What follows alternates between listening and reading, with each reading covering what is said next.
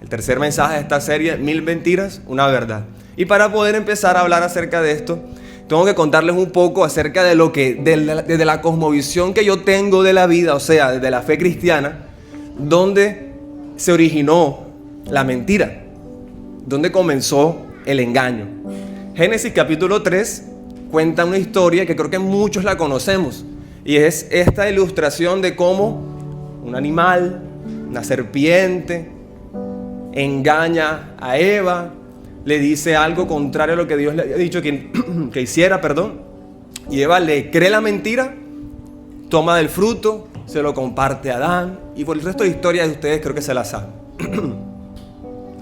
En sus notas les traje un fragmento de un libro que se llama Mentiras que las mujeres creen. Y quiero aclarar algo, que yo no vengo acá a compartir un mensaje machista, ¿ok? Esto aplica exactamente para mujeres y para hombres, solamente que el título del libro se llama así: Mentiras que las mujeres creen. Es más, yo que no soy mujer, lo empecé a hojear y dije, no, o sea, me siento identificado con muchas de las cosas que están aquí, así que creo que vale muchísimo la pena si sacas un rato y lo puedes. Ay, gracias, excelente servicio, 5 estrellas. Gracias. Vale muchísimo la pena. Pero quise sacar este fragmento porque me era muy poética. La persona que escribe este libro se pone como en la posición de Eva y describe cómo se sintió al momento de ser engañada. Entonces, por favor, vayan a las notas conmigo, porque es un texto que más o menos es larguito, ¿ok? Entonces, como palabras de Eva, dice: observé a la criatura más hermosa que haya visto, y tenía su mirada puesta en mí. Me habló y me hizo sentir importante, y surgió en mí el deseo de escucharla. No estoy segura de lo que ocurrió con Dios en ese momento. No es que se hubiera ido, creo que simplemente olvidé su presencia. Sentí como si estuviera sola con esa criatura deslumbrante y misteriosa. La conversación que sostuvimos quedó grabada para siempre en mi mente. La criatura me hizo preguntas que jamás se me habían ocurrido. Luego me ofreció cosas que nunca había tenido y que nunca imaginé como una necesidad en mí. Me ofreció independencia de Dios, de Adán, una posición. La criatura clavó en mí su mirada y habló con una voz seductora. Descubrí que le creía. Se veía tan bien, lo tomé, le ofrecí a Adán, él comió, comimos. Lo que siguió fue muy confuso. Experimenté sensaciones profundas en mi interior que nunca antes había sentido. Un nuevo conocimiento, como si supiera un secreto que no debía conocer. Júbilo y depresión al mismo tiempo. Liberación, esclavitud, caída, temor, seguridad, vergüenza. Sucia, con deseos de esconderme.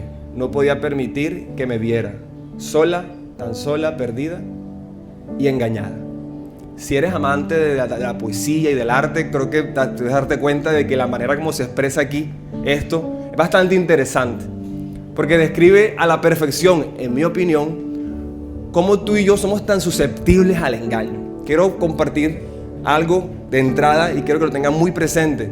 Tú y yo, queridos amigos, por naturaleza somos susceptibles a ser engañados. Eso ocurre porque el engaño siempre viene disfrazado de lo que deseamos. El engaño nunca se presenta como algo que realmente te va a dañar, sino que el engaño siempre se presenta a tu corazón como algo que, ven, tú quieres esto. ¿Cómo podríamos diferenciar una mentira de una verdad? Pregunté en mi Instagram, hay personas que me dijeron, no, yo leo la palabra de Dios y eso es la verdad, ¿ok? Otras personas me dijeron, malicia indígena. También es válido. O sea, yo creo que tú y yo tenemos un acercamiento a esto porque desde niños hemos tenido que estar expuestos a las verdades o a las mentiras. Estamos en una etapa con nuestros niños donde mi esposo y yo siempre estamos como tentados a veces a contarle que ellos nos obedezcan. No hagas eso porque allá hay popó. Y no hay ningún popó. Pero tú, si tú eres padre, me entiendes que a veces uno busca la forma de decir algo como para que ellos cambien de parecer, así sea una mentira. El cuento es que cuando crecemos ya no somos el niño que está evitando tocar popó, sino que estamos tratando de elegir una pareja, de tomar una decisión importante, de saber cuál es tu valor. Y hay tanta información en la cabeza y la mayoría es mentira. Entonces yo preguntaba, ¿cómo podemos identificar la verdad? Y tengo 4 ideas acá que les voy a hacer 100% honesto. Yo podría tomarme una serie entera para hablar de cada punto. Y lo que voy a hacer ahora, espero con el favor de Dios que me salga bien, y es poder compartirles lo principal y lo esencial y las semillas y las herramientas para que tú luego vayas y de manera personal o en comunidades más pequeñas, en grupos en tu casa, con tus amigos, puedan seguir estudiando, aprendiendo de esto. ¿Les parece si les comparto esas 4 ideas? Va para esa. Bueno, la primera. Hay que aprender a diferenciar los principios de los valores. ¿Cómo así? Cuando se habla de valores y se habla de principios, por lo general uno confunde estos términos y lo mete los dos en la misma bolsa. Y aunque tiene algo de sentido y tiene una semejanza a los principios y los valores, quiero planteártelo de la siguiente manera. Los valores es lo que creemos importante en la vida. Los valores pueden ser buenos o malos. Mientras que los principios no pueden ser buenos o malos, correctos o incorrectos. Son siempre buenos. Son siempre correctos. Por ejemplo, hagámoslo así. Si tú vas a una familia de narcotraficantes, para ellos hay algo valioso, hay un valor. Y puede ser, voy a defender a mi familia a toda costa. Así me toque romper la ley.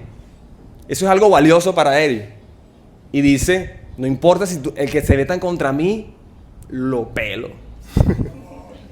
Le mando. Porque para ellos el valor está en cuidar a su familia. No importa lo que cueste. Ahora, tener esa actitud, te hago una pregunta aquí, exponiéndome a que alguno esté de desacuerdo conmigo, pero ¿crees que es un valor correcto el tú asesinar a todo el que esté en contra de ti? ¿O violentar la ley solamente por defender los derechos de tu familia? Claramente que no, ¿verdad? Pero por otro lado, están los principios. Y los principios son como, por decirlo así, las reglas para construir una casa, mientras que los valores son los materiales que usas para construir esa casa. Por ejemplo, este salón, este centro comercial, se tuvo que construir con ciertas reglas, ciertos principios, para que hoy tú estés tranquilo sabiendo que ese piso no se va a caer. Una verdad sólida. O sea, tú estás ahí tranquilito. Hay que estar preocupado como que se va a caer el piso en algún momento. Yo no, y espero que no pase. ¿Cierto que no? Ok. Mientras que los valores, que como lo decía hace un momento, puede que a veces sean buenos, a veces sean malos, sea el material con el que decidieron construir esto. Entonces pudieron hacer este edificio con unas reglas sólidas, tantos metros de aquí a allá, pero si usaron material malo, se cae.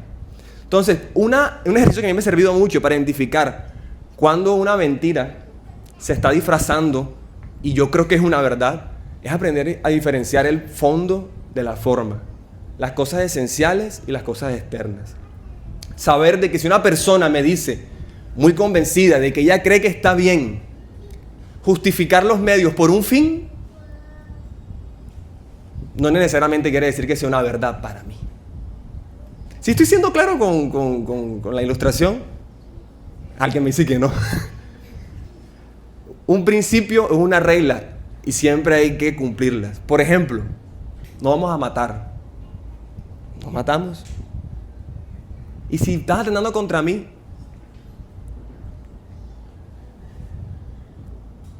no vamos a robar. Ay, pero es que todo el mundo roba.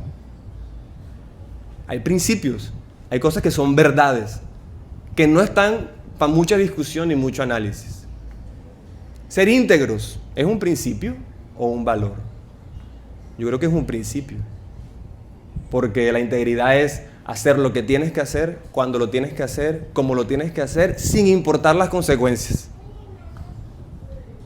Integridad no es como que me porto bien cuando me conviene. Eso puede ser un valor, algo que yo defiendo mis derechos, no importa. Y termina siendo, en mi opinión, una mentira. Me pasó hace unos días, leía esto que les estoy compartiendo y precisamente me fui a comer un perro caliente con Paula al centro. Y cuando me dieron el vuelto, me dieron el vuelto mal. Y yo tengo un problema, me confieso. Yo no miro los vueltos. O sea, yo miro así como por encimita. Y yo, pero donde hay menudito, yo como que, bueno, ya si me tumbó 500. O sea, yo no me pongo en esa vaina, pero me dio el vuelto. Y para mí fue, de primera vista, fue como que me dio más. Y yo cogí el billete y lo cogí así. Y lo guardé.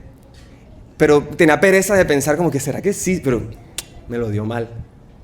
Y el man me queda mirando así. Y nos mira. Yo le dije, te estás tumbando, ¿oíste? Y me dice, sí, discúlpame, que estoy aquí embolatado. Entonces cambia. Porque precisamente esa tarde había leído acerca de la integridad. Y tú dirás, ¡ah! Estabas pensando tumbarlo. Te voy a decir la verdad, escuché una mentira en mi casa que me dijo, dale.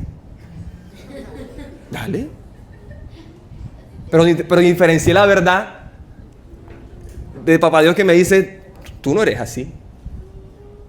Ahí uno empieza a diferenciar una mentira de una verdad. Tengo otra idea acá, y es conocer la verdad. Esa es la segunda. La primera, diferenciar principios y valores.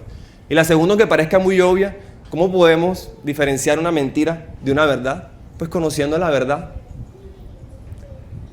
La gente dice, la verdad duele, pero Jesús dice que la verdad nos hace libres. Mi pregunta es, ¿ustedes saben cuando Jesús dijo eso, a quién se lo estaba diciendo? ¿Ustedes saben de qué verdad a qué verdad se estaba refiriendo? ¿O alguna vez se han preguntado esa famosa frase de conocerán la verdad y la verdad los va a hacer libres? ¿Libres de qué? Si alguno nunca se ha hecho estas preguntas, hoy tal vez pueden ser respondidas. Eso está en Juan capítulo 8, verso 32. Dice que Jesús le dijo a los judíos que creyeron en Él. Ahí te respondí la primera pregunta. ¿A quién se lo dijo? A la gente que ya creía en Él. Y que los estaba regañando, exhortando, llamándole la atención. Y dijo, si ustedes se mantienen obedientes a mis enseñanzas, serán verdaderamente mis discípulos. Y conocerán la verdad, y la verdad los hará libres. Cuando Jesús habla de la verdad, obviamente se está hablando acerca de Él. Pero fíjate que hay un punto que tienes que tener muy presente en esta idea, y es que Jesús se presentó a nosotros como la respuesta, como la luz que necesitaba un mundo oscuro, como el agua que necesitaba un mundo sediento. Jesús se mostró como la respuesta. La verdad es, yo soy la verdad y la verdad te va a decir, conóceme a mí para que vivas en libertad. Y el regaño de cierta forma que le está dando a la gente que ya creía era que mucha gente, a pesar de que ya creía, no lo reconocía. Hay una cita que es Juan 3:19, dice, y esta es la condenación, que la luz vino al mundo y los hombres amaron más las tinieblas que a la luz, porque sus obras eran malas. Otra cita famosa que todos la tenemos en mente, ¿verdad? Juan 3:16. ¿Qué dice Juan 3:16? Porque de tal manera amó Dios al mundo.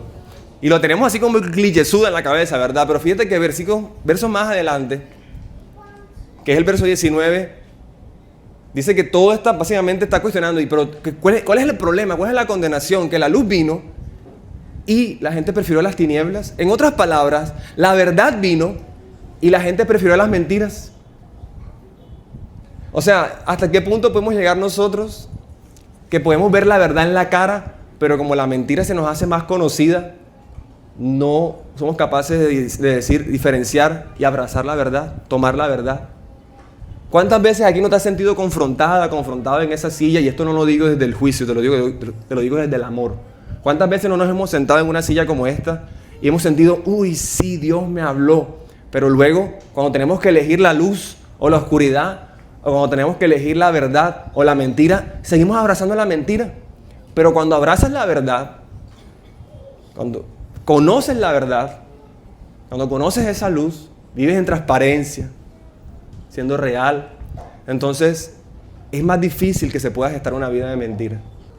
Cuando tú pruebas la verdad, ya la mentira no te sabe igual. Te lo pongo así. ¿A quién le han puesto los cachos acá? Levanta la mano. Ay, tranquilo. Tu lugar vulnerable. Dijo alguien. Se liberó. Bueno, perdón, voy a hacerlo más cortés, que a mí no me sale meterme en otro papel. ¿Quién aquí le han sido infiel? Okay. Oigan, en el mejor de los casos, después de que tú has probado algo así, si sanas y todo el rollo, tú luego vas a poder oler las mentiras en las personas que te engañan. Y tú dices, esto me suena familiar.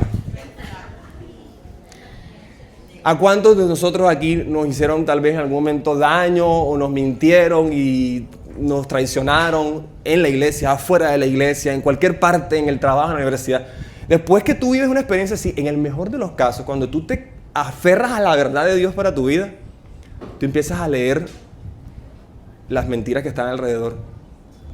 No te estoy diciendo que ahora vas a ser un Terminator y me estás mintiendo, cállate. Me miró para la izquierda, mintió. No, te voy a decir la verdad. Yo cada vez que hablo con alguno de ustedes, a mí me gusta mirarlos a los ojos, escucharles y genuinamente creer que me están hablando con la verdad. Pero seamos honestos, muchas veces vivimos en la mentira. Y eso no es más muestra que simplemente hay más presencia de mentira que de verdad. Pero cuando conocemos la verdad, esa verdad nos hace libres. La oveja que ya conoce la voz de su pastor no se deja confundir por otras voces por ahí. Por ahí siempre he dado este ejemplo. Si tú me llamas por teléfono, yo creo que a la mayoría, si ustedes me llaman por teléfono, yo alcanzaría a identificar su voz porque eventualmente hablo con ustedes. Pero si yo nunca hablara con ustedes, será muy difícil identificar su voz. Creo que lo mismo pasa con Dios. Entre más hablas con Dios, más empiezas a escucharle, identificar cuándo te está hablando Él y cuándo es lo contrario a Él. Una tercera idea, ya voy terminando. A mí me ha servido mucho para identificar mentiras y diferenciarlas de las verdades. Es vivir con defensas fuertes, pero muros bajos. Voy a explicar este concepto que se lo escuché a un pastor hace un tiempo y me pareció brillante. En la antigüedad habían ciertas ciudades que cuando construían levantaban murallas muy altas cuando tenían defensas pobres. Porque si entraban en guerra necesitaban las murallas que lo defendieran. Pero las ciudades que tenían defensas altas, o sea, un ejército fuerte, se podían permitir tener murallas bajas. ¿A qué voy con esto? Creo que un error que cometemos, sobre todo en la iglesia, cuando hablamos de este tema, es pensar de que tu verdad es intocable. Hay temitas que yo no estoy muy dispuesto a analizar si son verdad o no, porque ya son una convicción para mí. Ya es un principio. O sea, si a mí un amigo me dice, oye, bro, pero tranquilo, si tú le decís infiel a Paula un poquito, ella seguro te perdona después. O sea, yo eso no lo voy a discutir. Para mí eso es un tema que no está en discusión. Pero hay otros que a veces nos estamos privando de la oportunidad de poder hablar y conocer porque somos contrarios al ejemplo que dio ahorita. Tenemos unas defensas bajas, o sea, no tenemos convicción de nada. Lo que sabemos es porque lo repetimos, porque el pastor lo dice. No estudiamos, no profundizamos. Entonces, ¿qué nos toca hacer? Tener murallas altas. Y yo no me hablo contigo, tú no me tocas ese tema. ¿Tú has visto las peleas que se forman en redes sociales cuando alguien dice una cosa y viene otra persona y lo contradice? Están cada uno peleando su punto. Fíjate que uno de los principios aquí en la mesa precisamente es todo lo contrario. Que este siempre sea un espacio seguro para que tú y yo nos podamos sentar aún con gente que piensa diferente que nosotros. A mí eso me ha enriquecido mucho para poder diferenciar la mentira de la verdad. Porque pasé mucho tiempo pensando que mi verdad era intocable. Y cuando alguien viene a decirme algo, yo decía, no. Esto es lo que yo creo y no lo voy a discutir.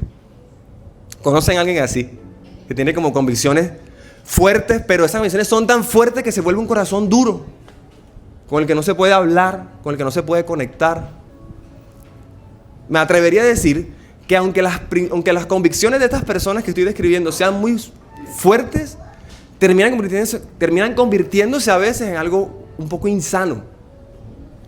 Porque fíjate que Jesús, aunque tenía las convicciones muy fuertes de por qué vino, para qué vino, Él decidió sentarse con la gente que pensaba diferente que Él. Con las prostitutas, con los cobradores de impuestos, con los mentirosos, con los que lo querían matar.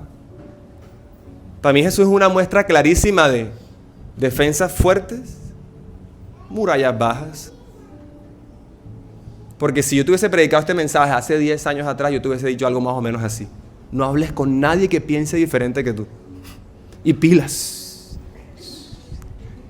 Y pilas que yo los vea escuchando otros predicadores que no sean los de la mesa. Y pilas con lo que... No, eso al final los va a dañar. Una verdad sana, la que yo veo que nos enseña el Padre, una verdad que siempre crea puentes, no muros.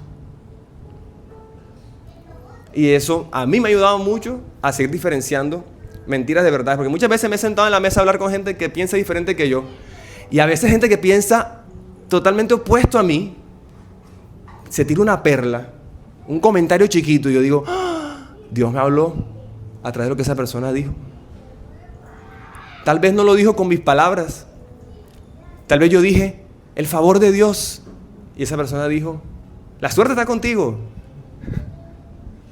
O tal vez yo dije, uy, el ambiente de este sitio estaba espectacular. El Espíritu Santo se movía con libertad. Yo me sé toda esa jerga, amigo. Y está bien, es correcta también. Pero tal vez otra persona viene y dice, oye, no, la energía de ese salón estaba 1A. Y uno, ay, no digas energía. Él le puso un nombre, tú le pusiste otro. Si esa persona te da espacio en su vida para tú hablarle de tus verdades, hácelo, háblale. Pero si no, disfrútalo y escúchalo. Pero para eso toca remontarse al punto anterior y es tener principios sólidos. Porque si no se te vuelve la mente una mezcolanza de creencias y de ideas. ¿Sí estoy siendo claro con lo que estoy diciendo? Última idea. Bueno, un comentario chiquitico. Dudar no es malo. Cuestionarnos nuestras verdades no es malo. Es más, de las cosas que más me ha servido a mí para poder tener convicciones fuertes es cuestionarlas. Y es decir, ¿por qué creo lo que creo? Por ejemplo, estaba preparando esto y hay una cita. Y al final dijo una palabra y yo, ¿esa palabra cuál es? Y esa palabra la he escuchado desde que nací. Y fue el diccionario. Ok, es esto. ¿Por qué creo? Conocerán la verdad y la verdad los hará libres. ¿Libres de qué? ¿Cuál verdad? Esas son las preguntas que hay que hacerse. Cuando vengas acá, que siempre te quedes con algo y puedas cuestionártelo. Está bien. Hubo un personaje en la Biblia que se cuestionó si Jesús de verdad ya ha resucitado. Tomás. Jesús se aparece y ya después de resucitado, Tomás como que yo no voy a creer hasta que no meta el dedo en la llaga de tu mano. ¿Qué hizo Jesús? ¡Pah! Le metió una cachetada. Insolente, atrevido, cree. No. ¿Qué hizo Jesús? Toca. Dale. No me da miedo. La verdad aguanta análisis. La verdad no se molesta ni se incomoda con las preguntas. Las mentiras sí. No hay nada peor que tú hacerle preguntas a un mentiroso. ¿Y dónde estabas? ¿Y por qué? No, es que... Y aunque no esté hablando de personas, sino de conceptos y de ideas, piensa por un momento que las verdades de Dios para tu vida aguantan preguntas. Las mentiras no, las mentiras te dicen, ya, esto es lo que es. Como hizo la serpiente con Eva. Ven, tú necesitas esto. Para terminar, mis queridos amigos, una última idea. Y esta me parece una de las más importantes. ¿Cómo diferenciar una verdad de una mentira? Por los frutos. Dice Mateo 7:15. Y está mezcladito con lo que hablamos hace unas semanas atrás. Cuídense de los falsos maestros. Perdón, esta era la cita que les hablaba ahorita me confundí. Dice, cuídense de los falsos maestros que se les acercan disfrazados de ovejas, pero en realidad son lobos capaces de destrozarlos. De la misma manera que uno puede identificar un árbol por los frutos que lleva, así podrá identificar a esos falsos profetas por la forma en que se comportan. ¿Quién confunde una vid con un espino o una higuera con abrojos? Los frutos hablan por sí solos. Las verdades hablan por sí solos. Te pongo un ejemplo práctico. Yo llevo ya tiempo, un poquito más de 12, 13 años, en este ejercicio de la iglesia y de liderar. Y uno escucha tantas historias y tantas cosas que las personas nos cuentan y para mí es un privilegio y me siento honrado que me confíen para contar cosas. Hay un punto de escuchar tantas historias que uno se da cuenta que este mundo es más pequeño de lo que uno cree y que hay patrones que se repiten y hay decisiones que uno puede llegar a estimar que va a pasar después. A veces uno le pega, a veces no. Pero a lo que voy con esto es que algo que me ha servido mucho para identificar una mentira, diferenciarla de una verdad, es saber de que las evidencias hablan por sí solas. Y cuando una persona eventualmente dice, pero es que yo estoy bien, yo le creo. Pero si es una verdad, el fruto se va a ver. Si es una mentira, el fruto se va a ver. Vamos en una relación, en un trabajo nuevo, pasando la situación que sea. Oye, mentir de cómo estás o hablar con verdad de cómo estás, al final siempre se va a evidenciar en los frutos. Si tú conoces gente que admiras mucho y que tú sientes que lo que esa persona dice es como que, wow, esa persona es tan sabia, yo quiero ser como ella, como él. Te puedo hacer una sugerencia, mira los frutos. Porque a veces las personas podemos hablar 1000 cosas hermosas, pero al final del día los frutos son los que hablan cuando uno está callado. Los frutos son los que hablan en nuestra ausencia. Y los frutos gritan mucho más que las cosas que alguien pueda decir. Esto es verdad. Me aterra cuando veo movimientos políticos, ideológicos, y parece que todos nos vemos en masa. Y alguien publica una cosa y tú te prendes y ¡ay!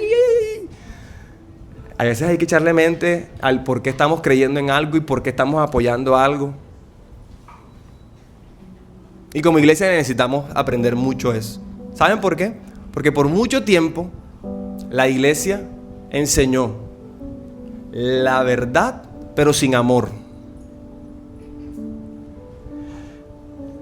Y ahora es un tiempo en el que yo creo que deberíamos predicar el amor y la verdad. Ambas cosas tienen que ir juntas. El amor sin verdad es una mentira. Todo es amor, todos nos amamos. Y ojo, yo no estoy respetando ninguna ideología ni ninguna inclinación sexual. Estoy hablando de lo que a mí la Biblia clarísimo me lo enseña. El amor y la verdad van juntas. La corrección y el abrazo del Padre siempre van juntos. Y por mucho tiempo, repito, la iglesia se la pasó diciendo verdades, verdades, verdades, verdades. Arrepiéntase, arrepiéntase, arrepiéntase, arrepiéntase, arrepiéntase, pero sin amor. Y creo que estamos en una buena temporada para empezar a predicar el amor, pero con verdad. Entonces, se lo dije al principio, sería muy ambicioso de mi parte que en tan poquito tiempo poder profundizar tanto en esto. Pero a mí estas 4 ideas me han salvado la vida, literalmente, para poder diferenciar entre las mentiras y las verdades que me rodean todo el tiempo. Bueno, yo quería compartirles algo, y es como una verdad, como para traer alivio a algunas personas. No sé, creo que hay ¿cómo se dice? Un común en las iglesias, y es ver personas que constantemente, y lo digo porque yo también estuve allí y he estado muchísimas veces, entran en ciclos, ¿saben? Como estoy en un ciclo bueno con Dios, de conocerlo, de sentirme bien, de estar en la iglesia, y de repente, ¡pum!, me caigo y entro otra vez al mismo ciclo, y estoy constantemente por años en el mismo patrón y no entiendo por qué, y me frustro y me cargo y me lleno de tristeza y me siento mal, porque cada vez que me alejo, por decirlo así, siento que es más difícil volver.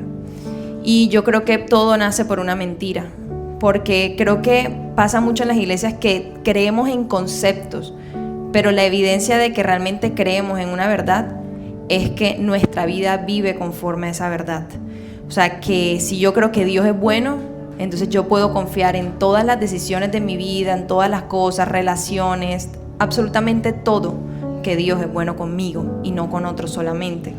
Entonces yo vivo y puedo vivir más bien conforme a esa verdad. Si yo creo que Dios me llamó, que Dios me ama incondicionalmente, que Dios tiene un propósito, entonces yo todos los pasos que dé en mi vida van a ser confiando en esa verdad. Pero si yo digo, sí, yo sé que Dios es bueno, pero mañana no sé si tomar esta decisión, yo no sé si sea lo mejor, qué tal que eso no se venga de Dios, qué tal que... Y todo el tiempo vivo así, entonces realmente no estoy viviendo conforme a una verdad, sino conforme a lo que siento. Y creo que es lo que pasa muchas veces en las iglesias. Entonces quiero darte esto como un alivio de no eres tú, no es que tú seas un caso excepcional, que se aleje, que no tenga arreglo o que Dios no esté mirando. Dios te ve y Dios te ve con ojos de amor. Solamente tienes que analizar esas mentiras, mirar la raíz detrás de y poder erradicarlas y rodearte de mucha verdad, porque si tú crees en una verdad, pero el 90% de tu alrededor es mentira, difícilmente esa verdad va a salir a flote. Entonces necesitas mucha verdad y mucho amor para que puedas vivir conforme a esa verdad.